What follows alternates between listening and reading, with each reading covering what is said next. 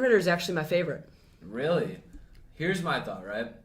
I'm taking Bryce Young, probably. Bryce Young and Rattler. So generic. It's generic, but they both go to schools that are super highlighted. Who's the other one? Spencer Rattler. Okay. He's at QBU. They have that name for a reason.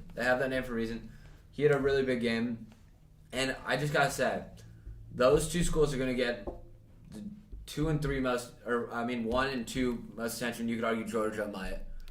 But yeah. Yeah, Oklahoma, I think, still might have a down year. They're not going to make it out of the Big 12 alive. I actually don't think they're going to make the playoff.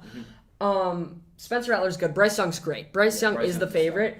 But in my eyes, I have two guys I like more than him. One's Desmond Ritter at Cincinnati. Yeah. I don't think he's going to win it because they're in a weak conference. If he's putting up numbers in that weak conference, it's bad. But they do play Indiana this week, my team, and they play Notre Dame later on. So that could really help his case. The other guy's Matt Corral.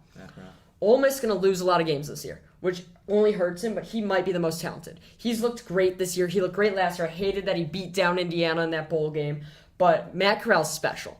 And although you could be generic like you and pick Bryce Young, in all reality, Matt Corral and Desmond Ritter are both at schools that not everyone's looking at, and they're both super, super talented. And honestly, I could argue they've played the best. And yeah, you could go with the Saban guy with all the weapons, the number one team.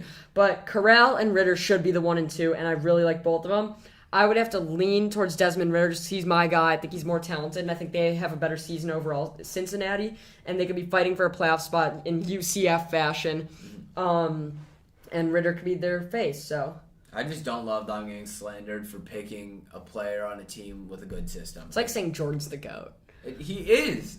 That's a conversation for another day.